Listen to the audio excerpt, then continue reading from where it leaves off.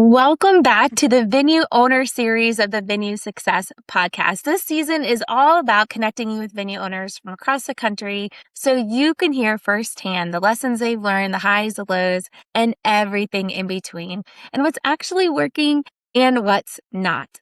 So today I am excited to welcome a friend. She's close by me actually, which is really fun, but her name is Victoria and she is the co-owner of historic Dallas Jailhouse. We're just so excited to have you on the show. Welcome.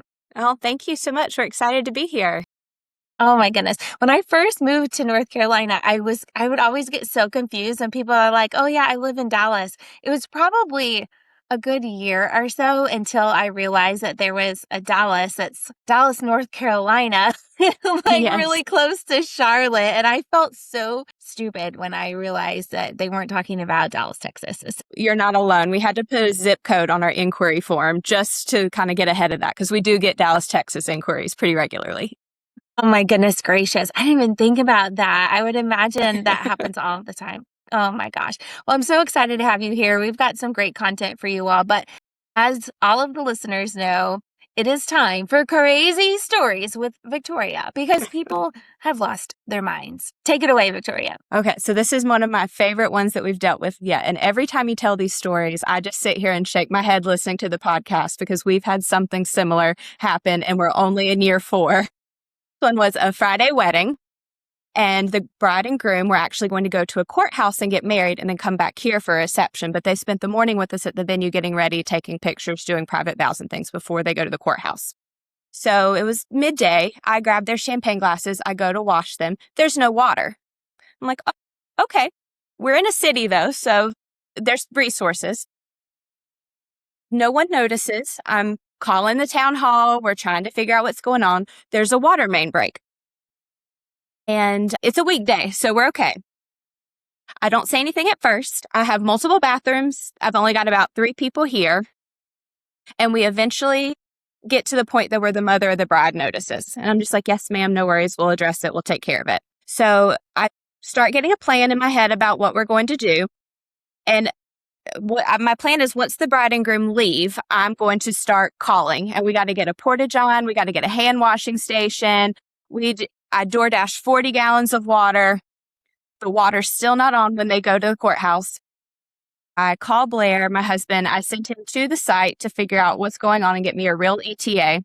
So at this point, though, I get a call from the bride. It's gone. She left her rings at the venue in the detail box. And she's 1 county over at a different courthouse. So I jump in the car and I'm just like praying, please let there be a portage on in the backyard when I get back. So I drive 20 minutes there, get them their rings. They're still good. They're happy. They have no idea any of this is going on. I jump back in. I get back to the venue. There is a gentleman setting up a portage on. There's a hand washing station in our kitchen. My DoorDashed water is here. So I call in 2 more of our helpers. I assign them more of the front of house duties that I would typically be responsible for. So then me and Blair can be bathroom attendants that night until the water comes back on. So we lock half of our restrooms. And then me and Blair are standing outside of each one. We ask the gentlemen to please step outside if they don't mind. Ladies come in as regular. And then we're standing there ready when they come to tell us that the toilet's not working. We're like, yes, ma'am, no worries, we'll address it. We immediately run in with a gallon, force flush the toilet, and jump back out so that it's ready for the next guest. This went on for about an hour until the water finally came back on right when everyone was sitting down for dinner, and no one ever knew. And I didn't want to ask that family for a review for obvious reasons, but the bride, turns out she never knew. She went on and left a beautiful Google review anyway and just gushed about us bringing her her and that was that. That is absolutely crazy. And, I want to say kudos to you because there's so much about these things that could be such a travesty that when handled with calmness, keeping your head cool, being able to think clearly about, all right, how do I solve this without letting people in on the chaos that's inside of your brain? I would say that you are leaps and bounds above a lot of people, how they would handle a situation like that you kept so calm and were like very quick to action to resolve what happened. So well done. I think that all of us have a lot to learn about that. There's always these things that rattle us, right? But it's just like, okay, we're rattled, but we're calm on the exterior and freaking out inside. And that is obviously like the best way to go about it. And so Yes. Can't good show it. job. Oh, Oh my thank you. gosh, you can't show it, you No. really can't. There's a lot of people, and I trash on wedding planners just a tiny bit. I feel like some of them like the chaos. They like people to think Yes. that they are like, look at me and how I'm solving everything. And I want to tell everyone about the problems and how I am fixing them. Like maybe Mm-hmm. that is a rude general statement to say, but I just feel like that happens a lot. And you've probably seen Yes. it with wedding planners at your venue. And it's like, you're supposed to be the calm one, but a lot of Yes. times they bring the flurry of chaos with them. Have you seen that? Absolutely. Absolutely. We often honestly don't work with wedding planners, and this is something that we're working on within our Yeah. venue. We end up stepping in and doing a lot of that for our couples just because if I was not prepared ahead of time and had the table set and everything done before this water crisis happened, I wouldn't have been able to deal with the actual problem at hand. So we Yeah. just find that, we're really on our logistics and keep checklists and keep things rolling so that we are prepared to deal with anything that might happen, big or small. Yeah, no, good job. Well, let me just share with listeners a little bit about you. So, Victoria, like she mentioned, she co-owns their venue with her husband, and they bought this beautifully restored 1848 jailhouse and they turned it into a wedding venue. Like I said, it's just in one town over from us here in Charlotte. But before stepping into venue ownership, Victoria spent more than 15 years producing large-scale corporate events and brand experiences around the world. And together with her husband, Blair, they really love leadership. And Blair wasn't it Ritz-Carlton and the Four Seasons? Yes. So it's like they have these really cool backgrounds, and that combined expertise is pretty special. But he has worked in luxury hospitality and creating just really unique experiences for people. But one of the things that I really love about Victoria and Blair is that they really are passionate about the details, as you heard in her story, about exceptional service and a deep connection with their community. And Dallas is like its own little Dallas is so different than Charlotte, like so very different. And it's It kind of is. like this sweet little small town, precious community. Victoria and I were doing a diagnostic call a few months ago. And one of the things I feel like you're doing so great at is you have figured out your ideal couple and you're doing a really great job serving them. And I think that that is a lesson that all of us can learn is who's our people? You got to really think, can I have XYZ type of luxury venue with this $50,000 price tag in this little town where that is not going to be a feasible thing? Correct. How can I serve my community? And I feel like you and Blair have done a very, very good job at that. And I'm excited. I mean, you were sharing before you got on today that sales are going really well for you guys. You're booking up. And I think that that's a great testament to you and Blair and the way that you're serving your community. So, Well, thank you. really, really proud of you. But okay, little fun fact about Victoria, and then we'll get into our questions that I have for you today. But we always love to ask this question, and yours was pretty awesome. She says her first career was as a dancer. And she was a Russian trained ballerina. Oh my goodness. Yeah. So she says, if you've ever wondered why it takes a lot to rattle me, it's probably because I grew up thinking it was perfectly normal and honestly fun to spend my evenings getting yelled at by Russian ballet instructors. Wedding 100%. emergencies don't seem nearly as scary after that. Exactly. That's Everything's fixable in fantastic. this world. Absolutely. Oh my goodness gracious. That is so funny. Well, let's jump into things today. And like I said, you guys have this renovated jail that you bought. So tell listeners a little bit more about how you found this space and kind of the story around building it. And obviously, you guys had to do a lot of renovations. Yeah, just tell us your story. So this jailhouse is just in our community. We moved back to my hometown in 2016 and kind of finally decided it was time to put down roots and do something to improve our, leave it better than we found it kind of thing. And the jailhouse was on the market for a year through Preservation, North Carolina, and no one had snatched it up yet. So we were actually on our 10-year wedding anniversary, like getaway trip, like trying to relax. And I just don't relax well. So I was like, what about jailhouse. I wonder what's still going on there. And I watched one too many HGTV shows. I researched it. The day we got back from the trip, I came and saw it, and I was like, this is our next project. We're doing it. So we bought it. It had been empty for 36 years. No plumbing, no electrical. It was just a shell of a brick building that was halfway falling down. And then we just figured it out step by step. And this was our first commercial building. It was our biggest project we've done. I've restored a few houses just like that we live in. Like we just like that as a hobby. But this was our first business venture in this world. So we learned so much. You can watch from the beginning of the renovation on TikTok if you're interested. It was that time in the world. So we TikToked everything and just took it day by day. And we did as much of the work as ourselves as we could, all the finishing work. We did have contractors for about 3 months doing the big structural things and HVAC and all the things we couldn't do. But we made it. And that was like the first big step. And it was like, okay, now what? Was that around in 2020, 2021, or when was that? We bought the property in 2022. And it took a year, so then we opened in February of 23, but with just our downstairs, like one space. And then Got it. Has the upstairs opened yet? Yes, upstairs opened 2 months after that, so we've been fully open since May 2023.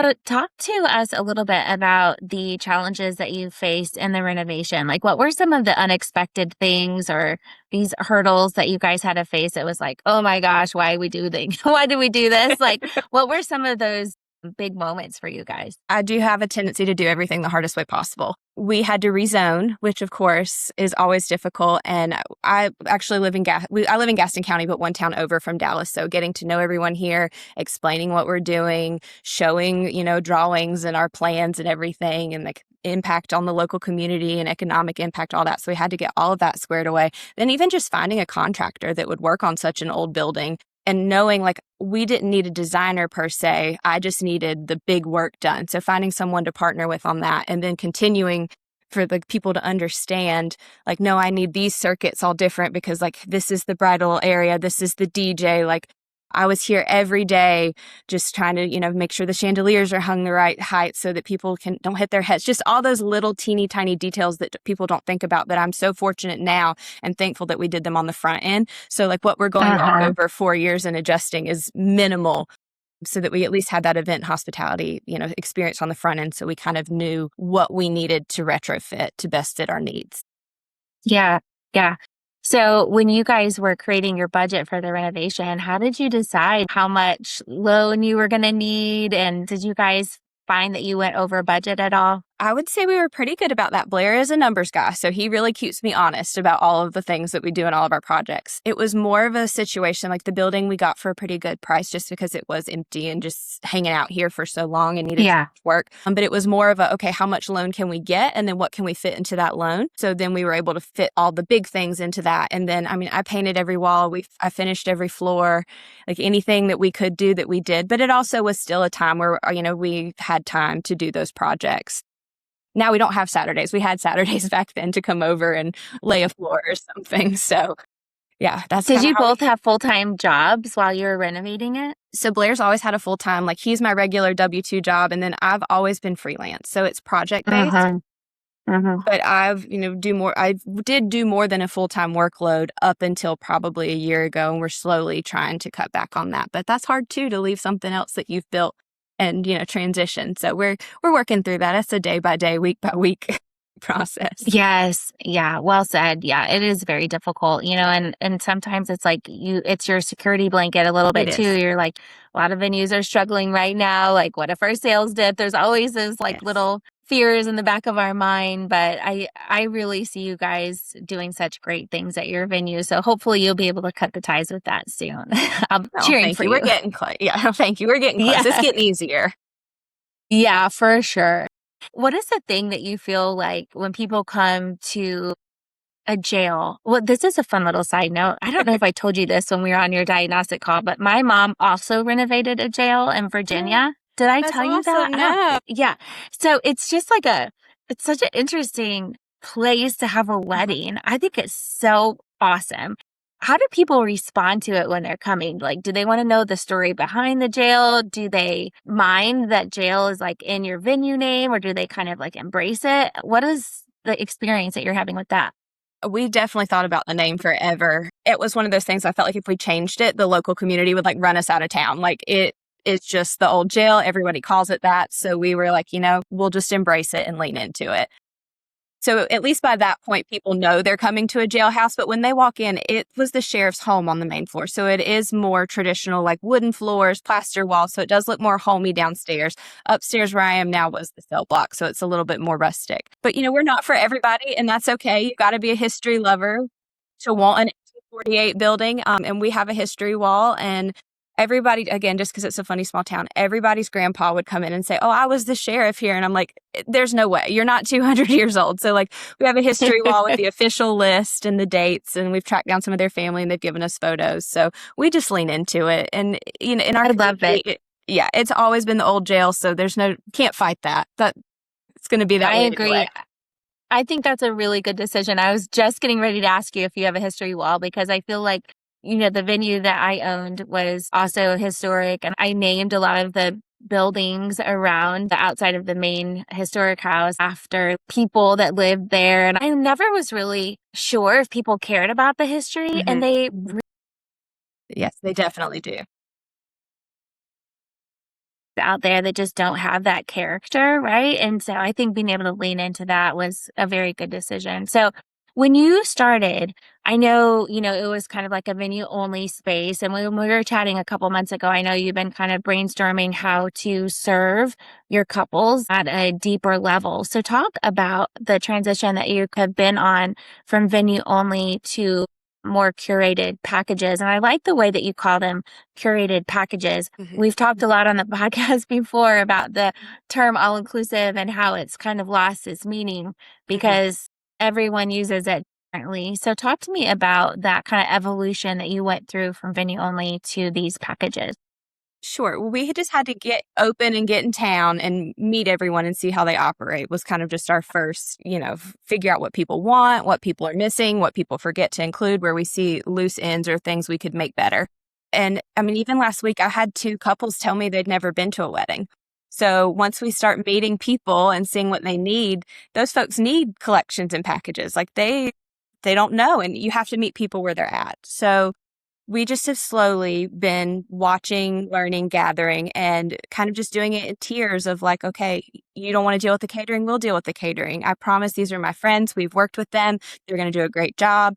And then just doing that for each category of what a wedding takes. But it has been, it's been a long process, but we wanted to do it like smartly and watch what the market wanted and needed. But it's getting better. It's getting there. So like we closed 3 weddings last week and 2 were the curated. So we're like, oh, that's great. And for me to be able to be here and serve those couples deeply, like that's what it needs to be so that I can be more available to them to help them and guide them.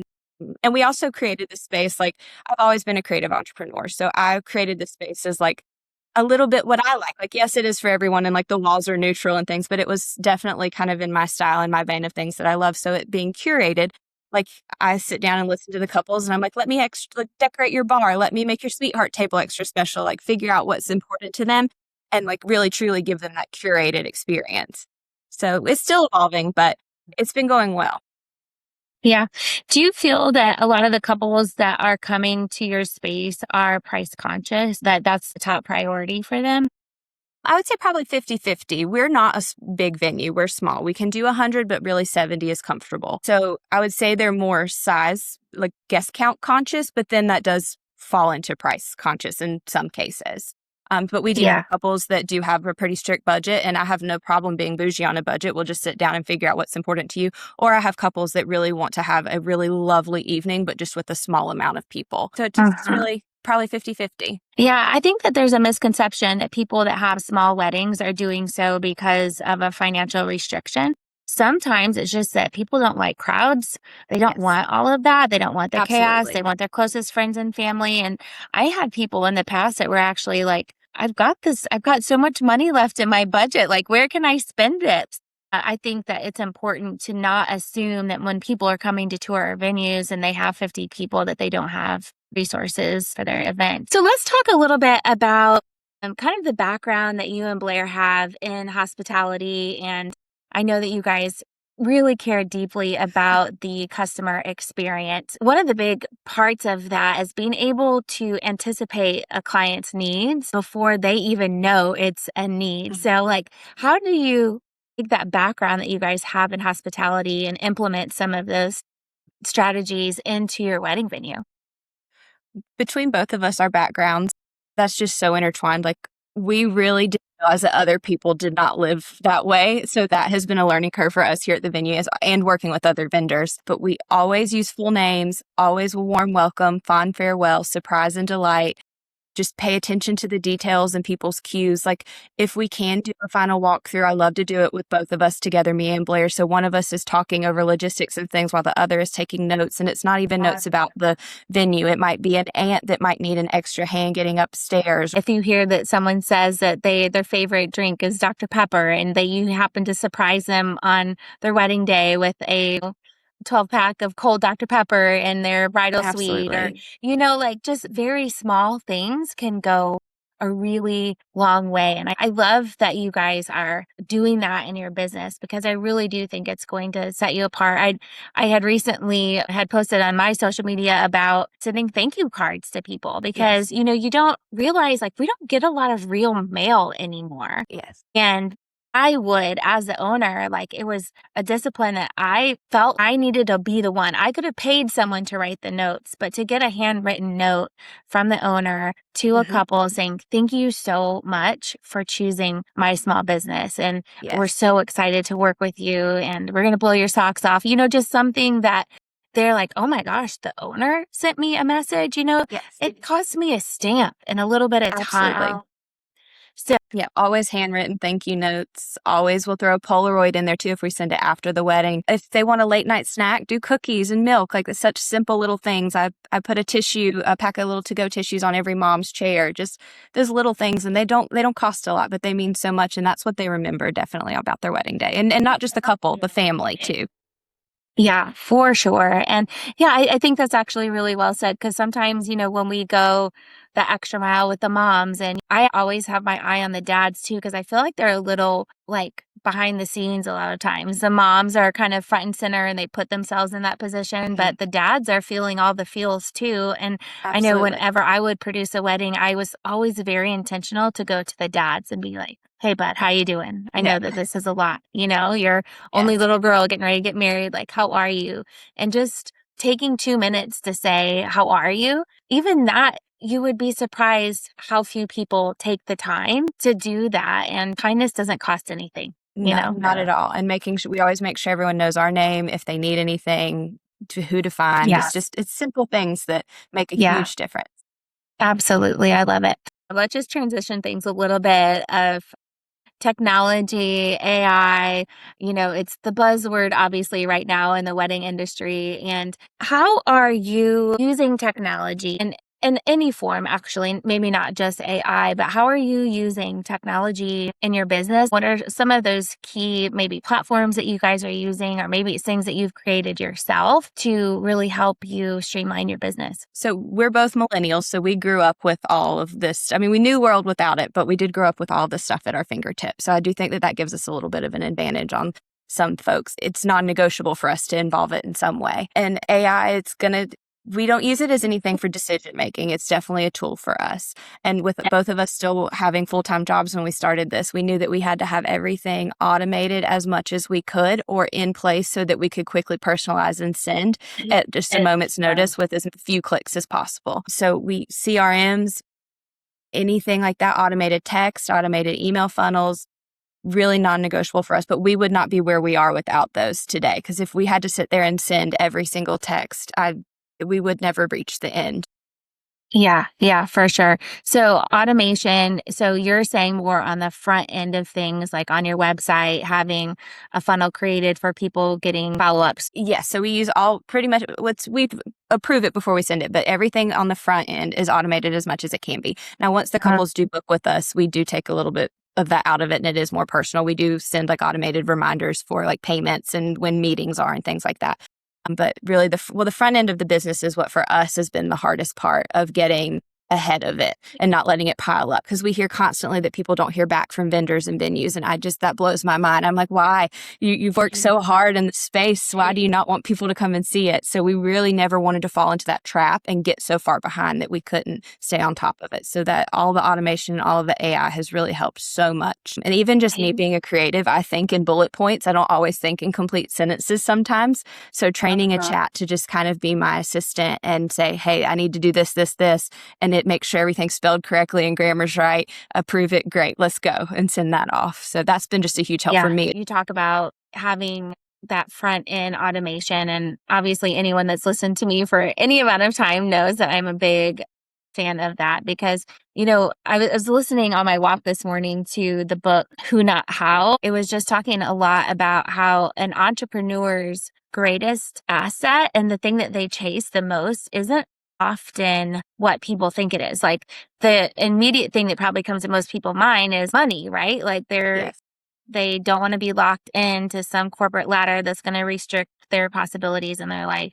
But the author was saying that time is actually what entrepreneurs most long for. They want freedom of time. Yes. And It's not because they don't want to work hard or be accountable or any of those things. It's their time. And so I think that's the thing when I hear you say that, it's like, that is so valuable because you're spinning all these plates, have other things that you're doing in your life. Blair still has a full-time job. And if you weren't automating these important parts of your business, it might not even be able to succeed at all if it was reliant on your fingers typing out a message. And so I think that's a lesson for listeners is like, what is it that you're doing in your life that someone else could be doing just as good as you can? I mean, there's obviously a lot of people get like nervous about AI and they feel overwhelmed by it and they don't know how to implement it. And I totally get that. I will just give a little teaser. I have someone coming on the show in the next couple of months that's going to talk about very specifically how you can implement some AI automations into your business, how you can create AI agents inside of your business. And I cannot wait to introduce you to this powerhouse couple that I have coming on to take away some of the fear about how to implement some of these things, because I created some AI agents. Actually, it wasn't me, it was my daughter. While we were at this little conference, and it took like 20 minutes, It's creating some of these incredible resources for clients, for your in-house, for your team. There's just so many things. So I don't want to digress too much on that, but I just want to say a big high five to you for knowing that there are tasks that you have in your life that you should not be the one that is doing it because your time is so incredibly precious. So anyway, I love that. Let's just wrap up today talking about this concept of community over competition. And, obviously you're kind of in a similar market to me. And talk to me about how that has been a really important part of your growth as a venue owner. We quickly learned that you can't do this alone. It is a crazy industry. It is an all the time, all night industry. And we quickly found that we all have the same problems. People just might approach them differently or be like a few stages ahead or behind where you are. And this might be a little bit of my ballet training. If you don't pass on your knowledge, what's the point? So we really have just made it a point to meet our neighbors, meet our other venue owners. And, and again, what do rich people talk about all the time? Business and opportunity. Like, we're not scared to share. We're also the only jailhouse. So I do think that helps a little bit. Like, people aren't scared because they don't know a jailhouse. But I just really think that the community over competition thing is so huge because we're not for everybody. Their venue's not for everybody. Happy to refer people around and about, and we're all stronger together than we are not. So we've just made a point to really get out and meet people. And, every week I try to find one new venue owner somewhere in, a 2-hour radius to reach out to and see what's going on. And, I have strengths that they might have other strengths. Like we have a sweet venue owner in Mount Holly. She's so good at outside landscaping, and that's my downfall. I can't keep anything alive at all. And we just added this courtyard, and I'm like, oh, please, what do I do? Help me. And just to be able to lean on each other again and share those crazy stories. And like, you do feel crazy when you do it by yourself, and you're like, no, it's all that way. Yes. It's one of the big reasons, honestly, Victoria, that I started the podcast.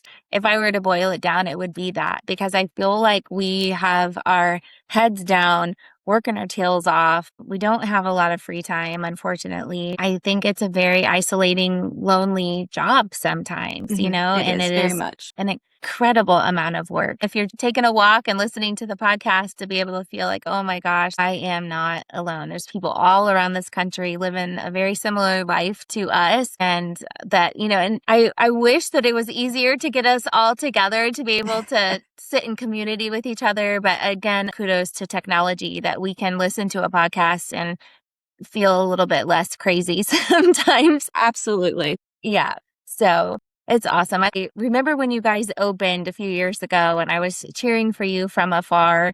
And I'm so excited to see the progress that you and Blair have made in your business. And I know that great things are coming your way. So do you have any closing things that you would like to share with listeners before we end our session today?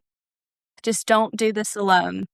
Like at a certain point, yes, you need your community, but a coach is very important. Again, you're in it every day, and just that outside perspective helps so much. And it's like the hospitality things. It's simple things, but you've overlooked it because you've looked at the same page over and over again. So find friends, find coaches, don't do it alone, and find the right one. There's tons of people out there. Yes. So always Yes. ask for help when you need it.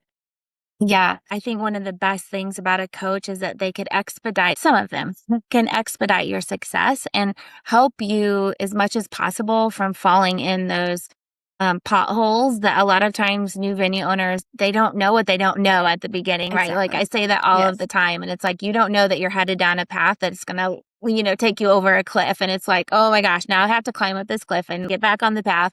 And so I think a great coach keeps you kind of on the straight and narrow and focused on the important things. And again, expediting success, because speed is the name of the game. I think at the beginning, like you're in that first 5-year time too, that's really vulnerable and you're still trying to figure things out. And then you've got a lot on the line, you know? Yep. And so I think you're right. Like community coaches, not being so prideful that you've got all the answers, because all of us have room to grow. And that's why I take my walks and listen to books, because I'm like, I want to continue to grow as a coach as well. And I think that's the important thing, right? If you're not growing, you're dying. And Exactly. we got to stay in that journey. But thank you for being on the show today, Victoria. And for listeners, just remember, every experience along the way is an opportunity to learn, grow, and become a little better at what we do. So keep showing up, keep pushing forward, and know that I'm cheering you on. The best is yet to come. I'll see you next time on the Venue Success Podcast.